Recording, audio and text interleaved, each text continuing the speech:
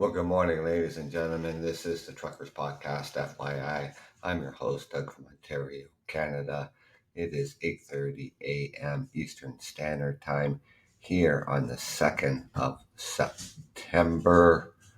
Addiction Crisis Canada. Welcome to the show.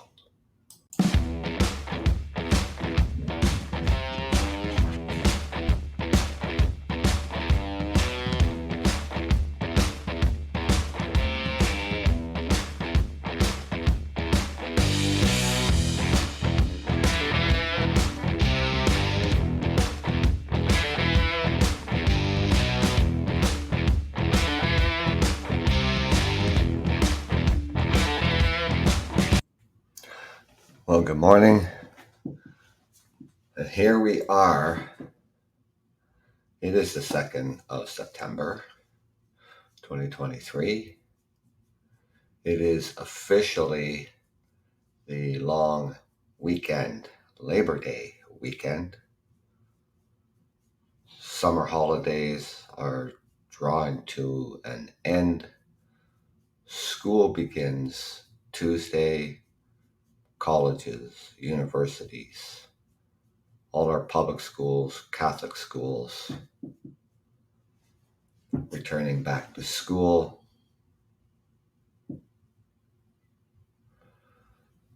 And of course, all the school buses will be back out in full force starting Tuesday morning. So be aware of that, drive accordingly, follow the rules of the road, pay attention, put your cell phones away so everyone can be safe. Now, I thought I'd talk about this subject because I've talked about mental illness or mental health. There's some videos that I want to bring to your attention, and you can go on YouTube and find these videos, and hopefully at a later date and time we can discuss hopefully into further detail about the addiction crisis that we're facing here in Canada. One of them is BC's drug decriminalization a good idea? You can find that on YouTube. Vancouver is dying. That's also on YouTube. Inside Canada's fentanyl overdose epidemic.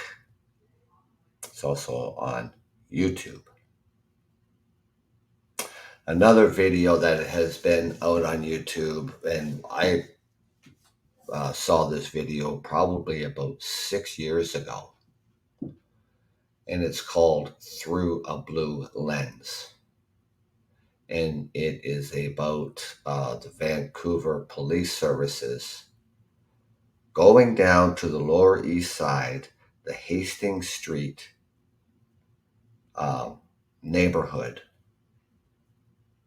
It is the epicenter of homelessness, drug addiction,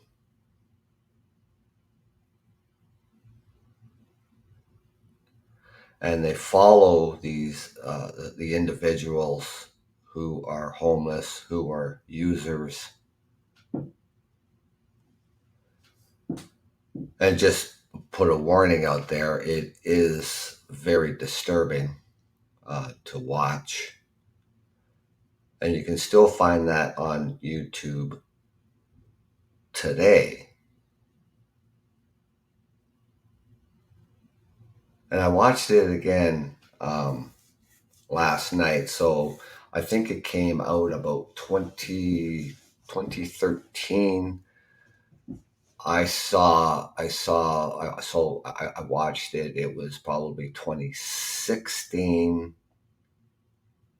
And that's about when Vancouver, British Columbia declared a public health emergency on drug use overdose. And here we are in 2023. And then from 2016 to the present, it has only gotten worse.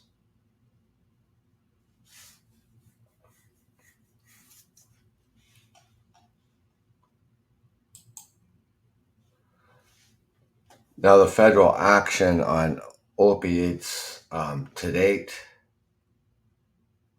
and the federal government of Canada actions to address the overdose crisis to help save lives, including government funding for projects, increased access to treatment and harm reduction programs, as well as awareness, prevention, enforcement efforts.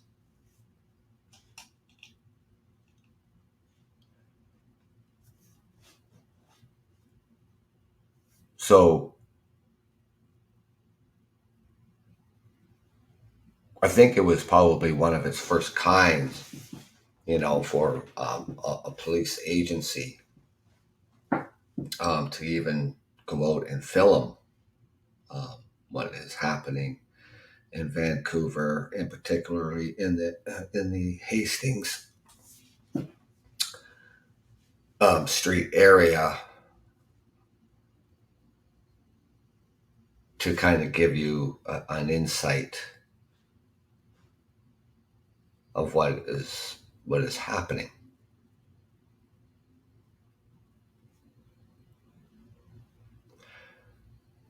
The overdose crisis has a significant impact on Canadian communities and families. And people who use drugs face many barriers and risks. The highly toxic, the unpredictable illegal drug supply, the overburdened health and social services, including life-saving harm reductions and treatment services and supports, the ongoing stigma surrounding substance use that discourage people from seeking health and social services and can reduce the quality and availability of services received.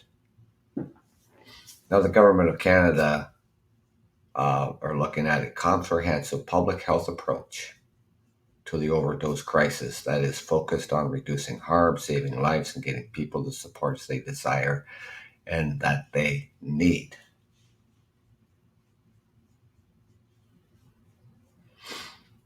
So they had put together this budget 2023. So the purpose is to provide an additional $359.2 million over 5 years to support a renewed Canadian drug and substance strategy. And this is going to build on more than the $800 million invested since 2017 to address the overdose crisis. So the urgency and the need to invest, almost $200 billion over the next 10 years to strengthen our public health care system and help ensure Canadians receive the care they need. So part of this money they're using is 25, so this includes 25 billion for shared health priorities. So including increasing access to mental health and substance use services and supports,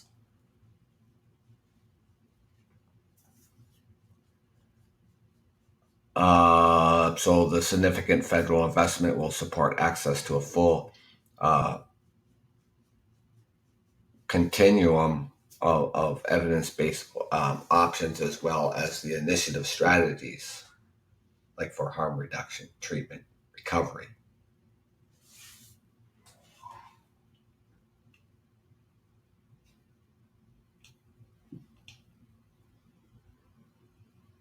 It's like,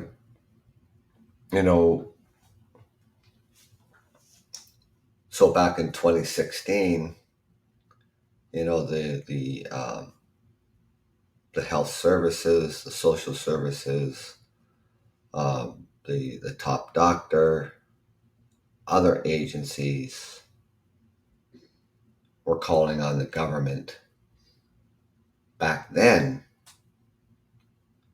for help.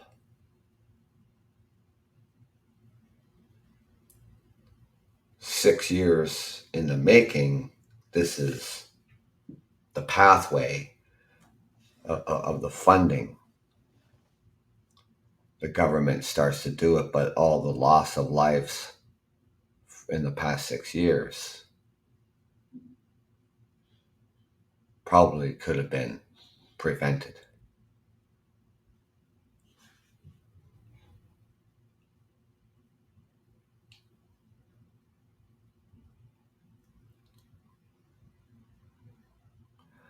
Now,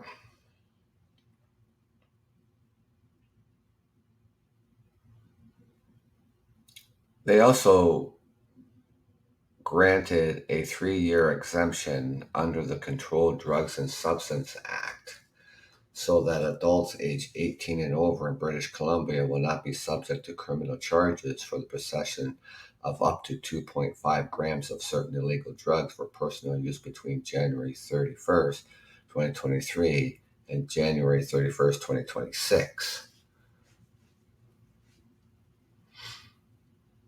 So let's think about that for a second, because even at any given time, if you had this illegal substance, you bought this illegal substance, you were subject to a criminal charge. You're the user, you have an addiction problem, and yet you're the one who's going to be charged. Let's not help them, per se. You're caught with illicit drugs on your person, and you're charged as a user, never mind the dealer.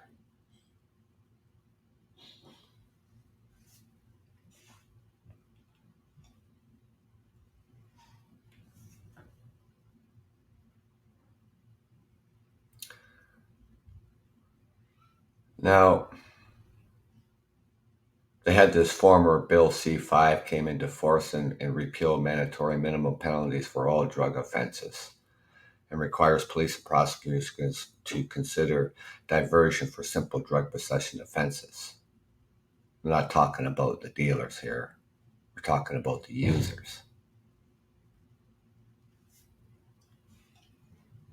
There'd be no exemption for the drug dealer.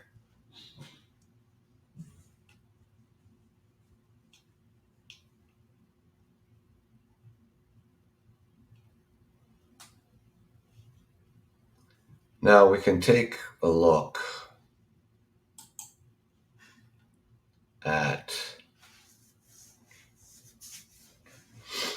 and I don't know why this is not coming up here. So what was happened here? So kind of giving an oversight or an insight um, of the crisis, um, of the overdose deaths in the first 7 months of 2023.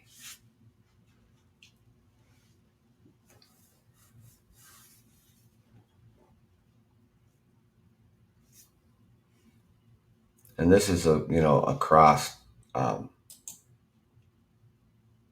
British Columbia.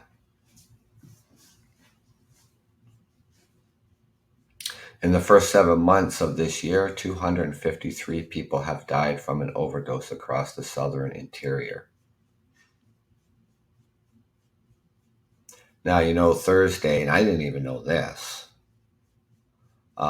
Thursday just passed, August the 31st, it was International Overdose Awareness Day, and to bring more of the understanding to the importance of that day.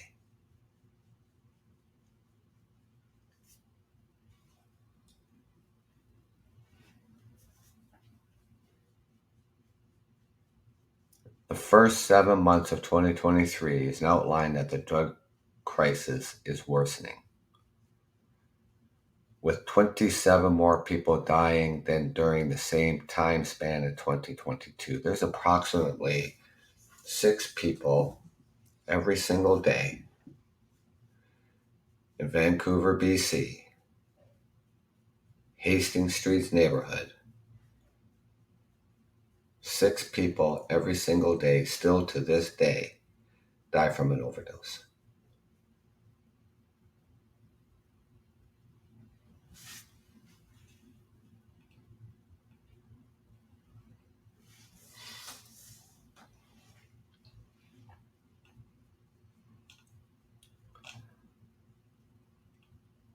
So why is this, why is this happening? The other thing that I, um,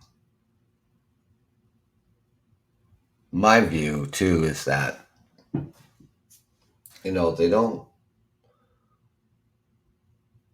all the things I talked to you about, for YouTube, um, about, is BC's drug and decriminalization a good idea? That's on YouTube. Vancouver is dying. It's on YouTube. Inside Canada's fentanyl overdose epidemic.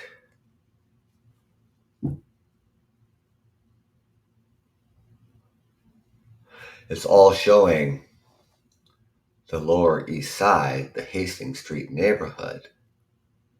It is the epicenter of the homelessness, mental illness, addiction.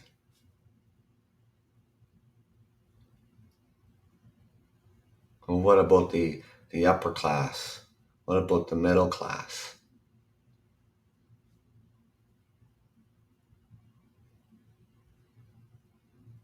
They're not dying from an overdose. You don't hear about it. Same with Through a Blue Lens, the film that was done by the Vancouver police, approximately about 2013.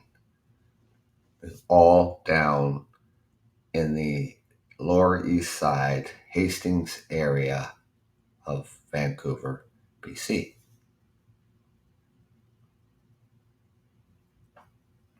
And probably so because that's where probably majority of the overdoses are taking place.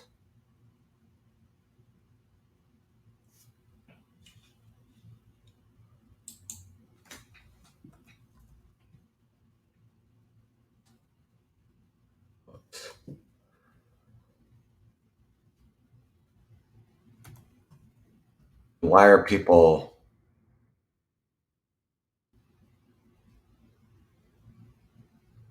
not seeking or getting the help that they need?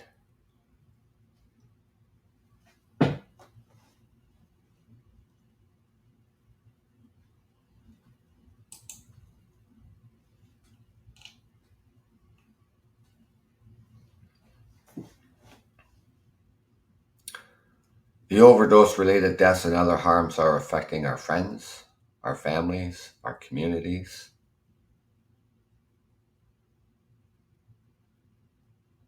Addiction is not a choice. It's a treatable medical condition, yet many people affected by addiction face stigma. And that stigma is the negative attitudes, beliefs, or behaviors about or towards a group of people because of their situation in life. It includes discrimination, prejudice, judgment, and stereotyping, which can isolate people who use drugs. So we just look at the people who are down and out and homeless, people who would maybe have a mental illness. We don't talk about, you know, uh, the wealthy, the athletes, who are taking an opioids for pain killing, and yet they get addicted.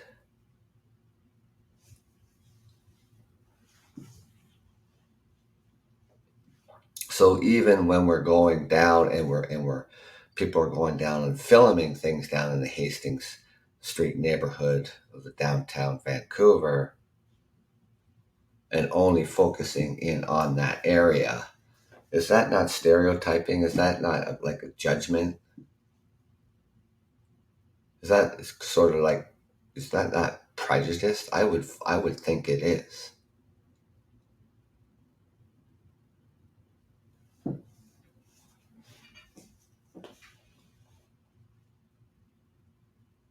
And the only reason I say that is because, you know,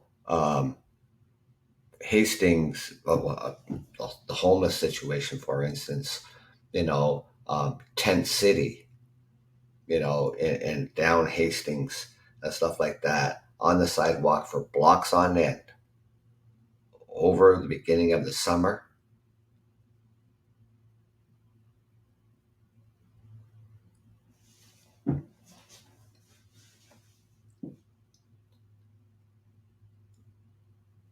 To me,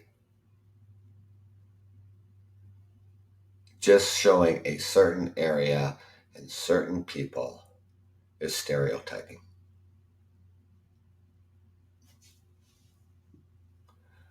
If we're going to look at addiction, and then we need to look at it as a whole picture, not just stigmatizing a certain area of a city. We need to look as it as a whole.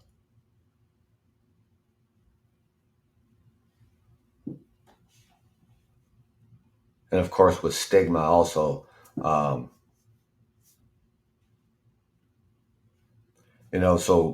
people who use drugs and those who are struggling with addiction, they face discrimination and barriers to getting help.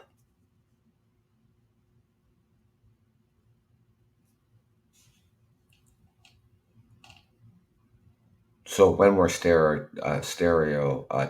and discrimination and prejudice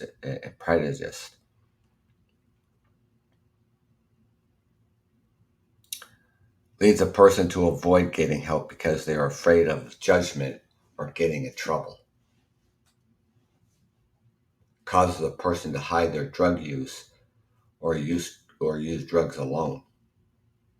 It affects a person's ability to find housing and jobs, which affects their health and the quality of life.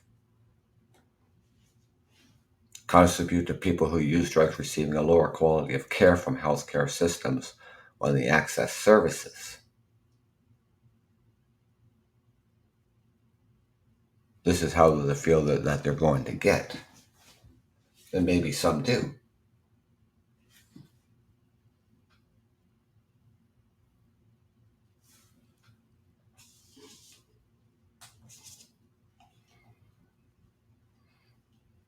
I don't know. People get hooked on illicit drugs and narcotics for many different reasons. And one could be an event in life, especially trauma and chronic stress. Trauma could be they face abuse at home, whether it was physical, mental, sexual.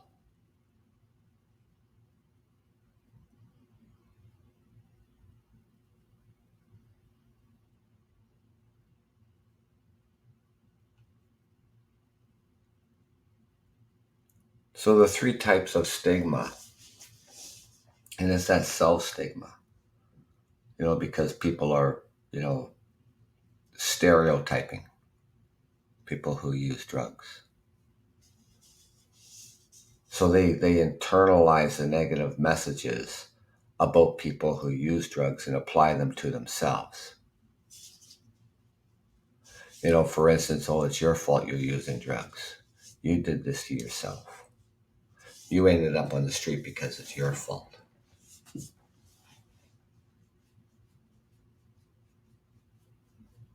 The self stigma can also lead to low self esteem and feelings of shame.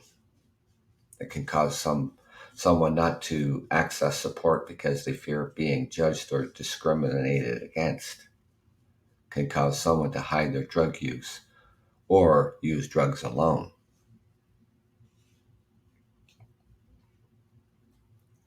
Social stigma is going to trigger that self stigma. So the social stigma, negative attitudes or behaviors towards people who use drugs or towards their friends and family members. Negative labels and images in everyday conversation and in the media. So in the media, when they talk about the epic center of addiction crisis and the highest rate of overdose, the media is going to take their cameras and they're going to go down to the lower east end of Vancouver, BC, in the Hastings Street neighborhood, and you're going to see the homelessness, you're going to see the mental illness, and you're going to see the addictions.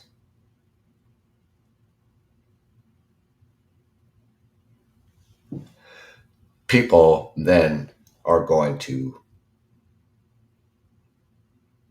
see these images and have that social stigma.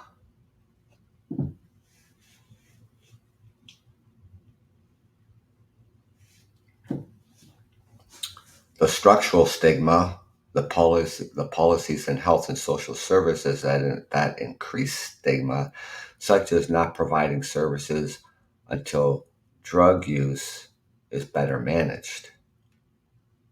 When healthcare providers or first responders do not take people affected by drug use seriously.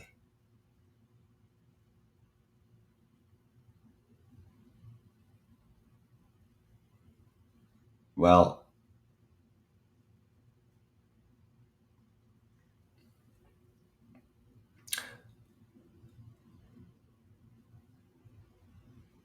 so people will need to go to the hospital because of their chronic use of illicit drugs. They stay there for a few days, sort of like a detox. And it is true, people, you know, have been just given and, you know, blamed, for their problem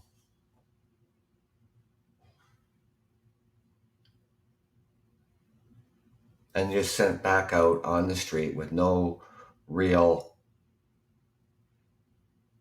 focused intervention on the addiction. And they're just put right back out onto the street again and they go right back to using.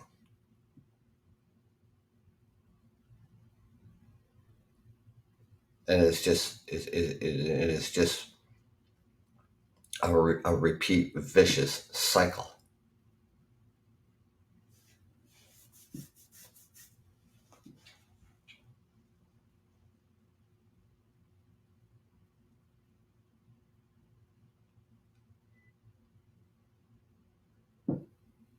Now,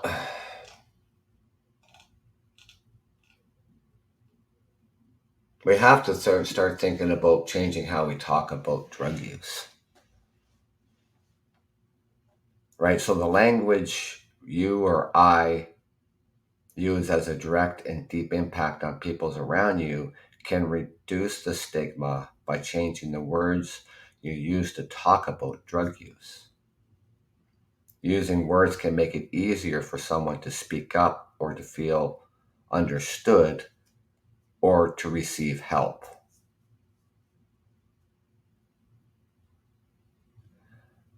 So by starting like, okay, use person's first language, For an example, say, person who uses drugs instead of a drug user. Use neutral, medically accurate words when describing drug use. Avoid slang such as addict or a junkie. Use language that shows care and concern rather than judgment. Speak up when you hear someone being treated or talked to in a disrespectful way. Use language that acknowledges and promotes the fact that recovery from addiction is possible and it looks different for everyone.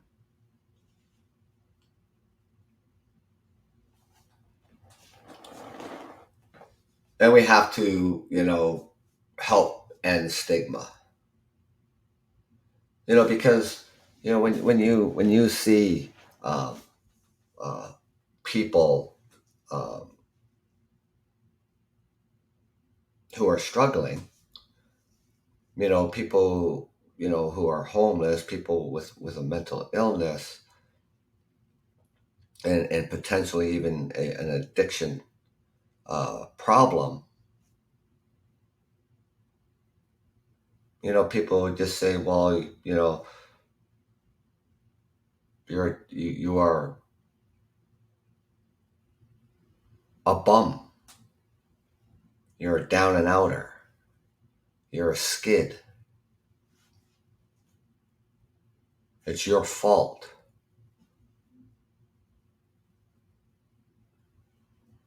You should have known better not to do illicit drugs.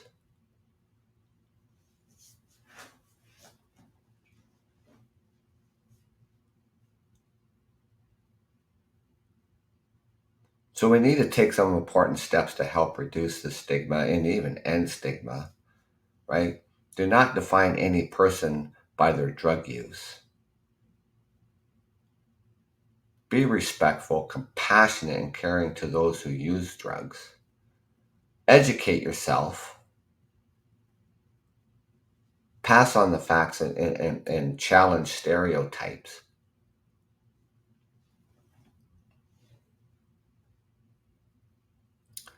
Addiction is a treatable medical condition, and the deserving care, just like any other medical condition. Our attitudes and behaviors, because they may be influenced by stereotypes, negative stories, and images about people who use drugs. So when I talk about, okay, negative images, negative stories, and negative images about people who use drugs, just like the social media, the news agencies who are reporting on the addiction crisis here in Canada. They go to one particular area only, and probably because it is the highest rate of drug overdose across Canada. It's the poorest neighborhood in all of Canada.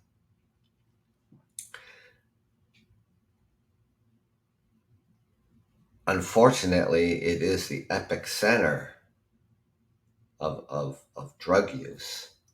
And that's the Lower East End of Vancouver, BC, in the Hastings Street neighborhood.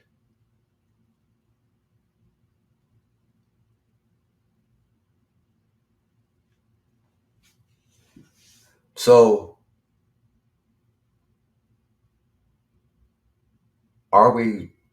is the news media and social media, you know, is that a form of stereotype? Because the people are homeless, and a lot of them down there are homeless.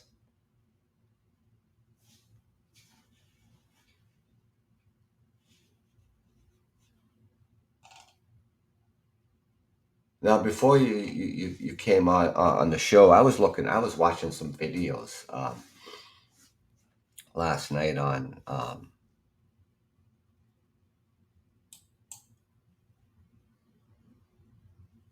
on YouTube,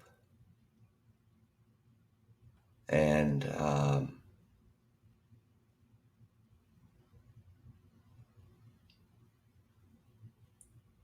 I'm hoping I can find it here again because it was. I want to get out of here without losing this page.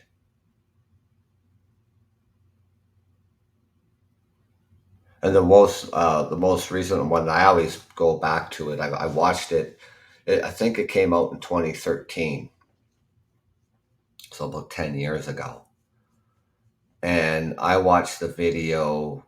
I think it was like 2016. It was called "Through a Blue Lens," and it was the uh,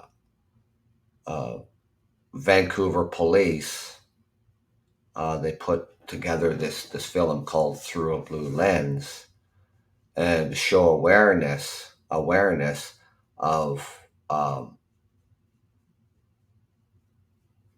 the drug use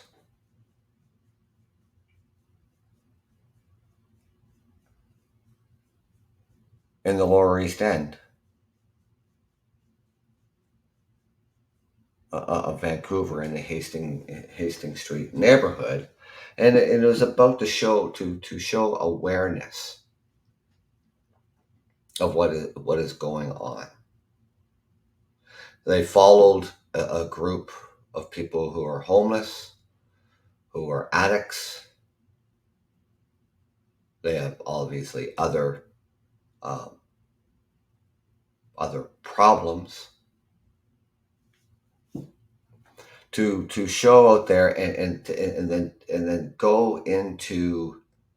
um, go into schools to talk to the younger people about drug drug use, and the harmful effects that it will have. It's actually a really good one to watch, but I will caution you that it is really disturbing. Now, another one, um, if I can find it here, and it should allow me to find it here because it's still stuck on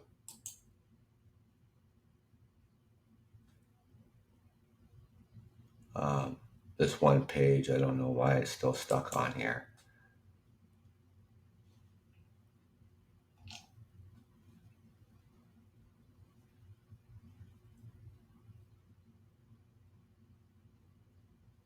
That's just going to bring me back to the same stuff here, but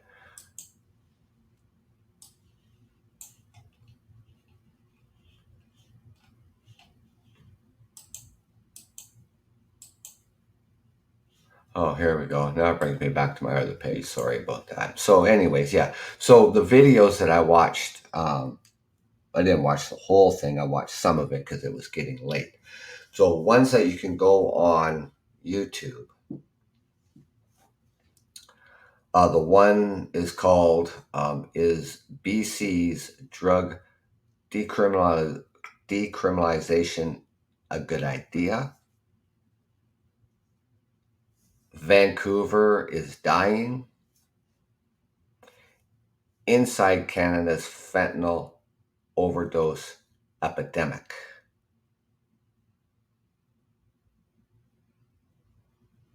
Those are the ones you can go on YouTube. You can watch those, and what I would like you to do is, if you find time to do that, is watch them,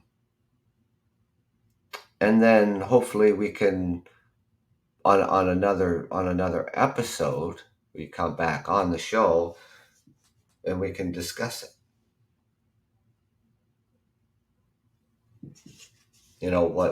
What did who, what, when, where, and why.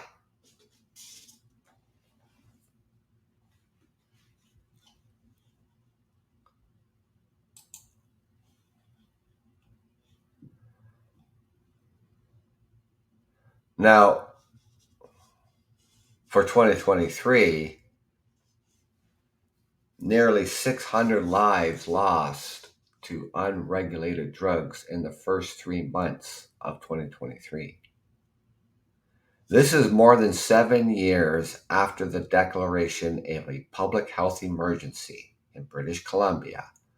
The toxic, unregulated drug supply continues to claim the lives of people in British Columbia in record numbers. And on April the 14th, we once again observed the anniversary of the longest public health emergency in that province's history. They declared that provincial public health emergency back in 2016.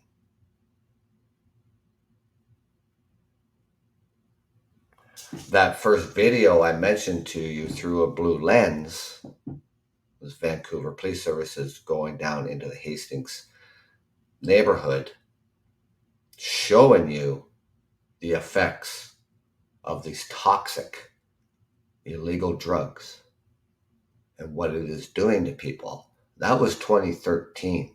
3 years later, in 2016, British Columbia declares a public health emergency, and that public health emergency is still in effect to this very day on the addiction crisis and overdose crisis.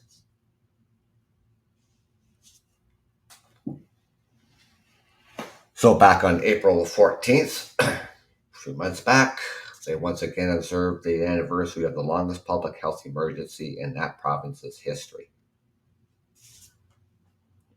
And since that emergency was first declared, more than 11,000 people had lost their lives due to the unregulated drug supply.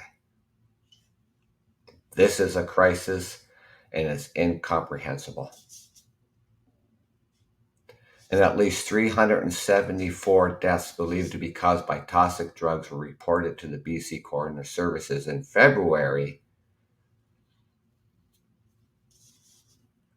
And in March, it was like 197, which equates to an average of 6.4 lives lost per day. And we're still seeing that today in British Columbia, every single day to this very day. 6 people lose their lives to an overdose.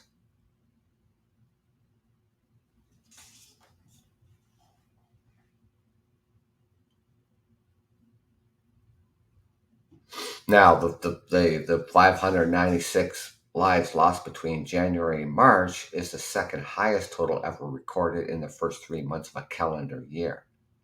And behind only in 2022, where 599 lives were lost.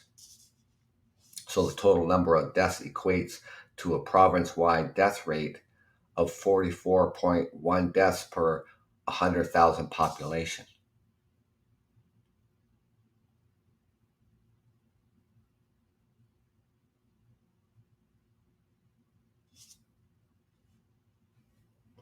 So when they're reporting this, it also reflects that the total number of deaths due to toxic drugs in 2022 had been increased to 2,314, making that year the deadliest year on record. So this unregulated drug toxicity continues to be the leading cause of unnatural death in British Columbia, accounting for more deaths than homicides, suicides, motor vehicle incidents, drownings, and fire-related deaths combined.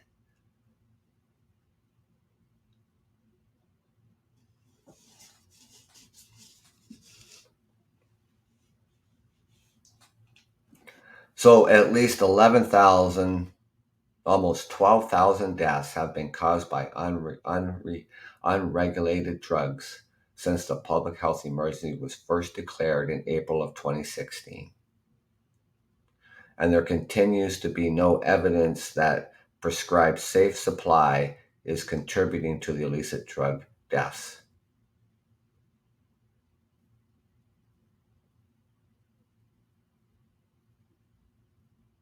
So what the government did and from now until 2020 or 2023 to 2026, what the federal government did is decriminalized certain illicit drugs. So the user was allowed to have maybe 2.5 grams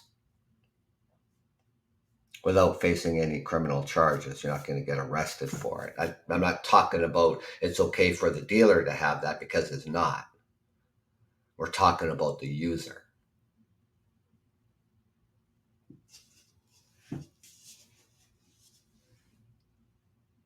So how's that saving lives? It's not. Fentanyl is the leading illicit drug. The leading illicit drug in overdoses is fentanyl.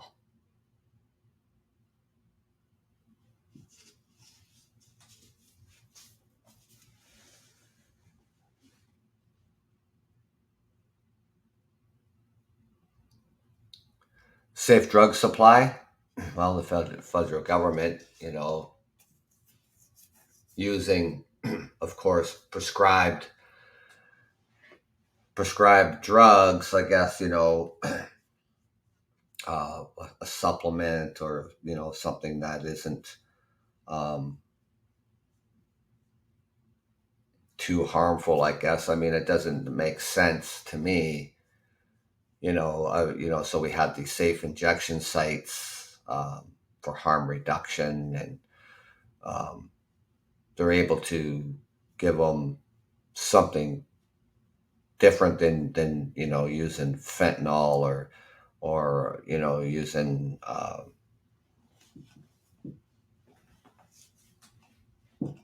any other toxic illicit drugs.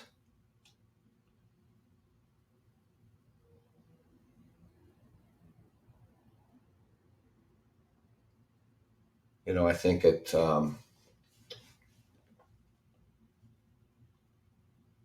don't think that is, to me, my personal opinion on that. I don't think that's the right approach. you know what we need is, we need facilities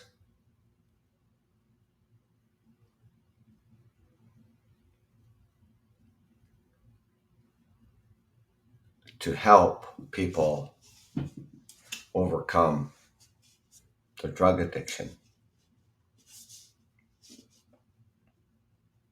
Long-term treatment. But we can't make people go into treatment. We can't force people into treatment. You have to want that help.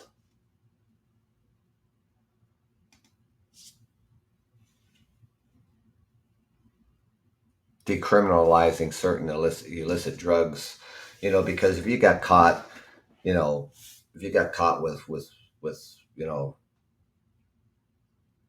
whatever type of illicit drugs you're not even supposed to have,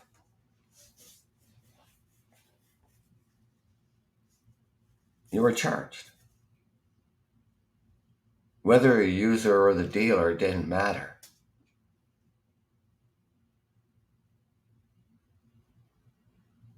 Then the courts would just be flooded, with these criminal cases. So for the next 3 years, from 2023 to 2026, anybody, you're a user and you only have 2.5 grams on your possession, you won't be charged. If you have double that or triple that or quadruple that, well, then you're a dealer. And more likely you're going to be charged. Unless you can prove that it's for personal use.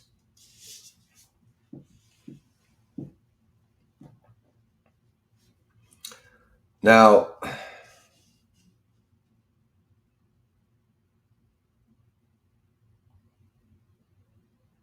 across British Columbia, it remains at risk of dying from toxic drugs. And the tragedy of 6 people dying every single day, as we have seen in the past 2 years. This also it's not a crisis confined to certain neighborhoods or certain towns. All areas of our province are immensely affected by this crisis. Well, then there's okay. Well, then stop showing just the Lower East End and the Hastings Street neighborhood. If you're going to talk, if they're going to talk about not being confined just to certain neighborhoods and certain towns in British Columbia and all areas of that province, and then go out there and show it all. Because what I'm telling you right now, those videos on YouTube, is just focusing on one area, and that's the Lower East End and the Hastings Street neighborhood.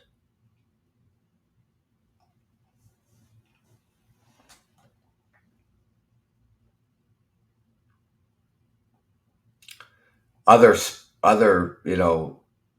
um,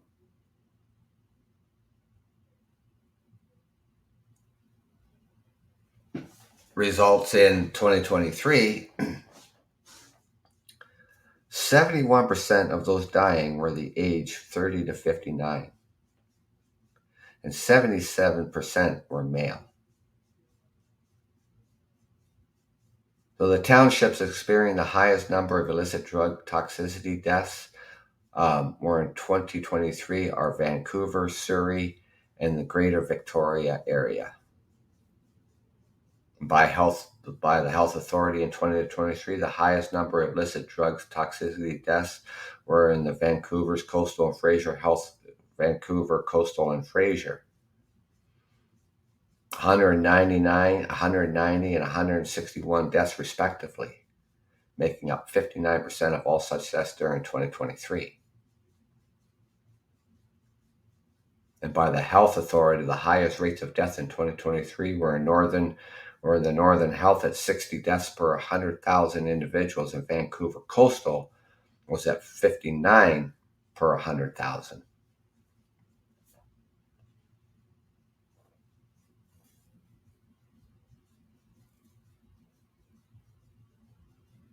And then by the health service delivery area in 2023, the highest rates of deaths were in Vancouver, northwestern BC, northern Vancouver Island, northern interior, and the central Vancouver Island.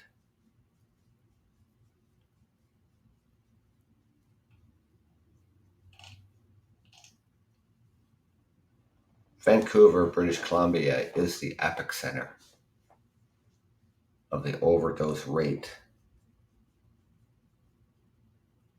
But we have lost over 30,000 Canadians across the country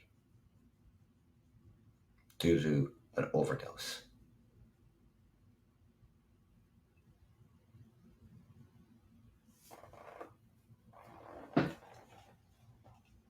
I look at this as the almost like the pandemic.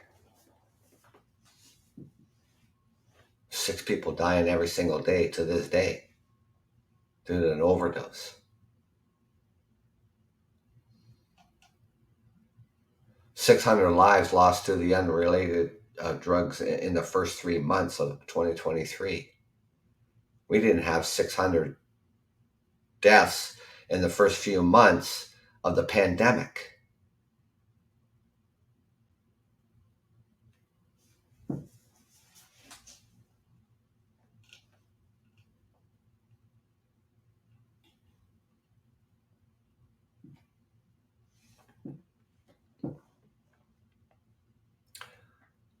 Is safe injection sites the answer? Safe drug supply? Is this the answer?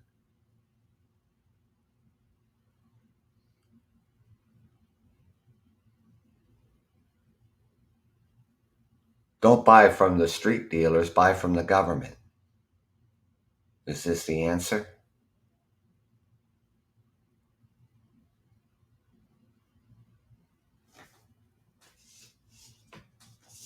No, I don't believe that it is.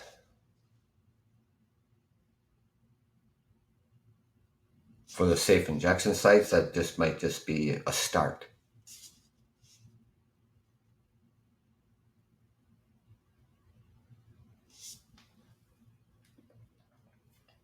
Drug supply from the safe drug supply from the government.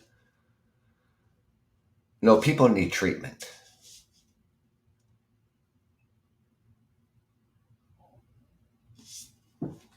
They talk about all this money, they want to spend, not just in millions, but in billions of dollars over the next 10 years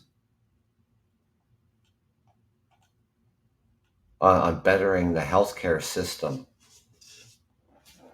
bettering treatment.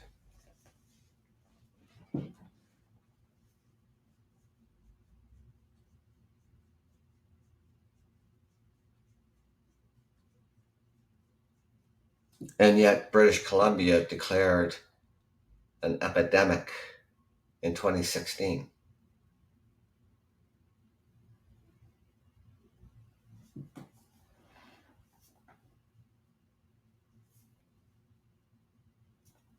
Yet, that call for help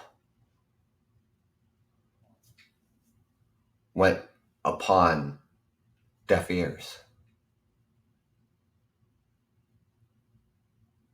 Let's just call the crisis, let's just call the addiction crisis a pandemic. Because that's what it is. Let's just call it a pandemic. The addiction crisis is a pandemic.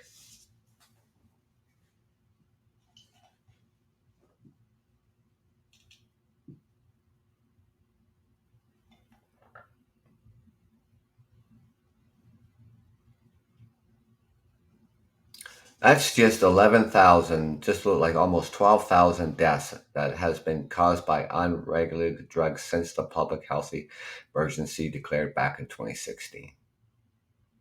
And that's just the tip of the iceberg.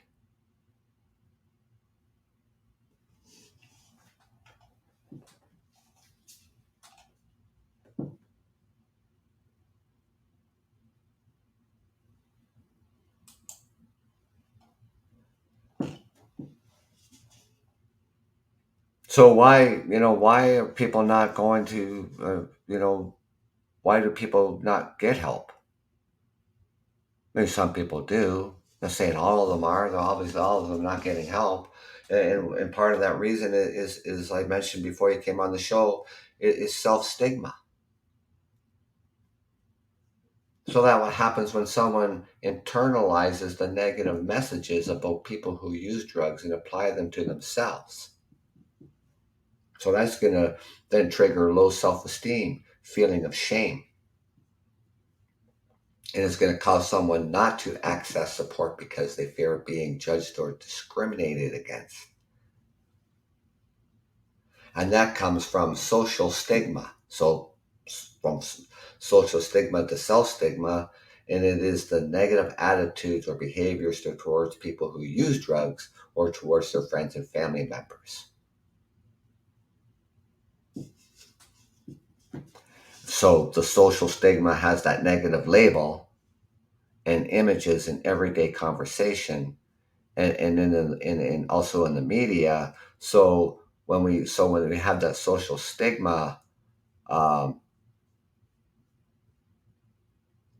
so the attitudes towards behaviors of people who use drugs and towards their friends and families. So if you have a drug addiction, people say, well, the rest of the family members have a drug addiction too, so that's by association, which is just unfounded. And maybe some cases it is. but not all.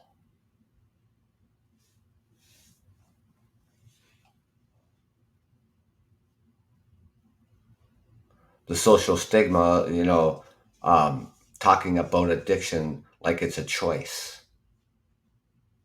Judgment and discrimination from other people can lead to self stigma and cause harm, such as not reaching out for help or using drugs alone.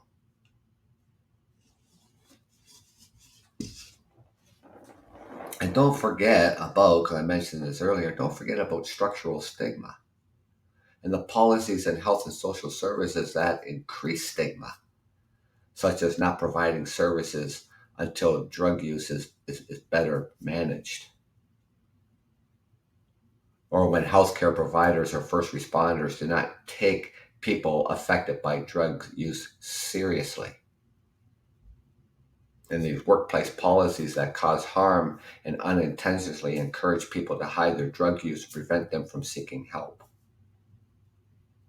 And not connecting people with the health or social services because of their drug use and lower quality of care when services are accessed, or maybe just because they you know come from the lower end of spectrum of income.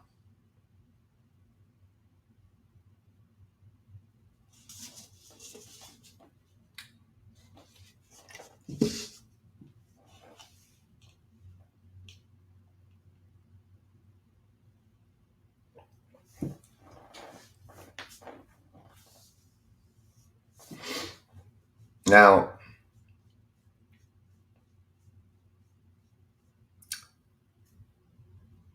to help end stigma, well, we can help end stigma, in steps by taking, do not define any person by their drug use. Be respectful, compassionate, and caring to those who use drugs. Educate yourself. Get your friends and family together and educate yourselves.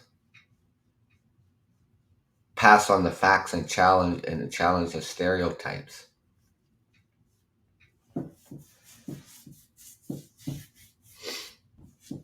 Right, so the attitudes and behaviors, because they may be influenced by stereotypes, negative stories, and images about people who use drugs.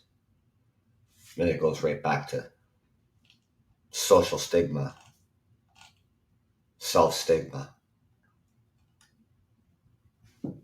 structural stigma. It's a vicious circle.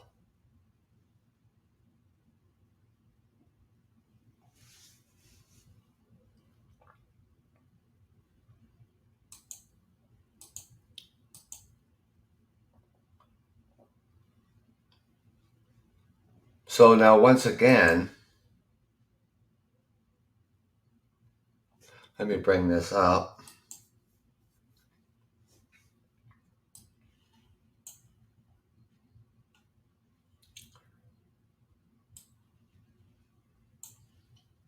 So once again, you can go on YouTube. You can search, is BC's drug decriminalization a good idea? Vancouver is dying. Inside Canada's fentanyl overdose epidemic. Also, you can still find, which I just thought, hey, I'll just look it up, see if it's still there, Through a Blue Lens.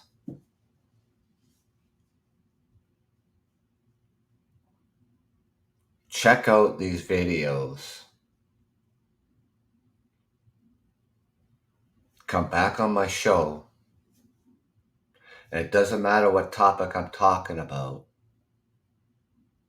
Use your call-in feature and say, tell me if you watched any of them. Tell me your thoughts. Share your insights. As I say to my listeners and followers, if I'm doing a show on a certain topic and you call in, you want to talk about something different, I have no problem with that.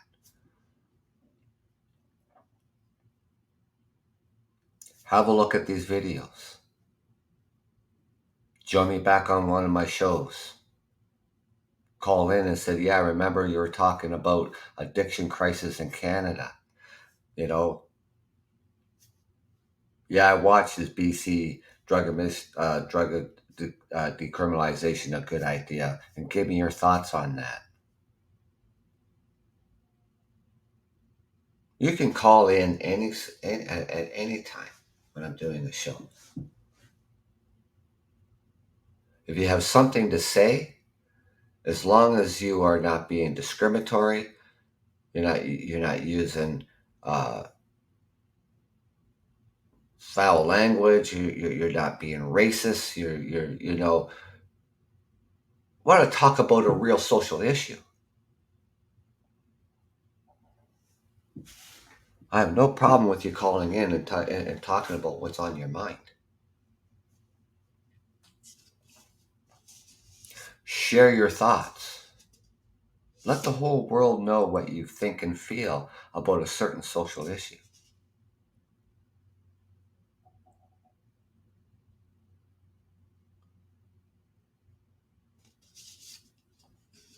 And like I say, it doesn't matter what topic I'm talking about. Because believe me, there's plenty of social issues out there, plenty to go around.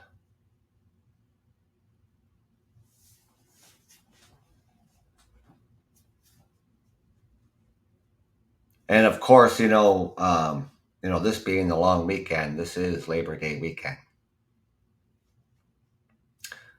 The end of the summer holidays, not the end of summer, because summer doesn't end until, like the 20th of September. And then it's fall time. I can't even believe I'm saying that because it just felt like summer just started. Colleges, universities, public schools, Catholic schools, kids are going back to school on Tuesday.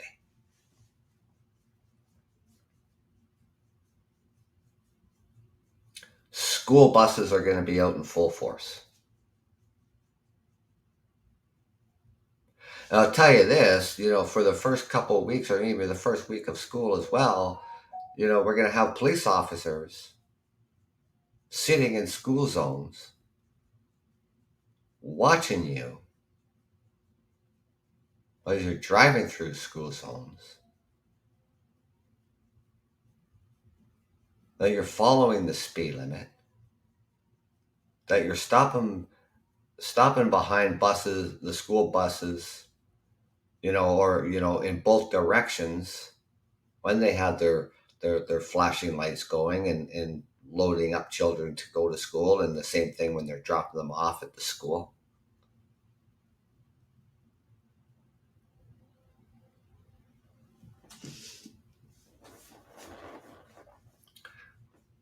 We need to slow down.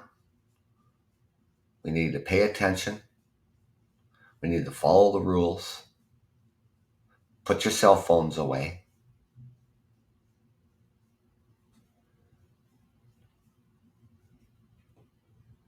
Then we can have a safe beginning of a new school year.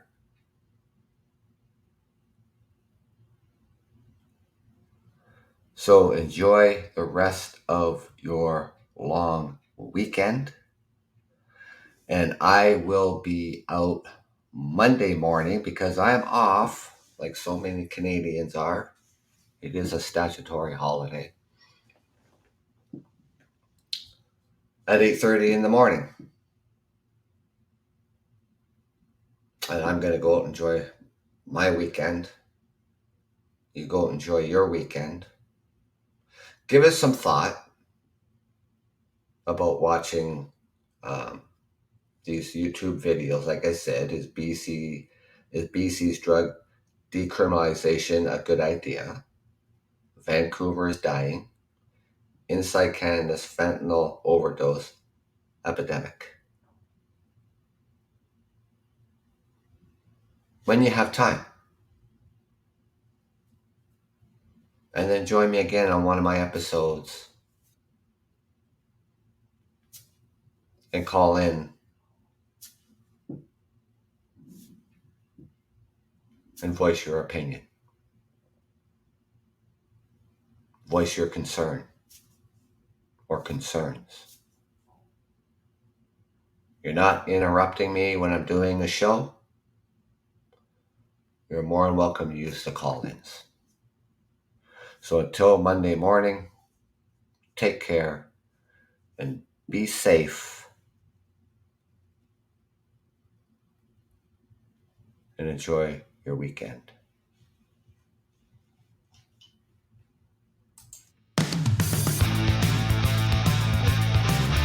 Cast FYI, I'm your host, Doug from Ontario, Canada.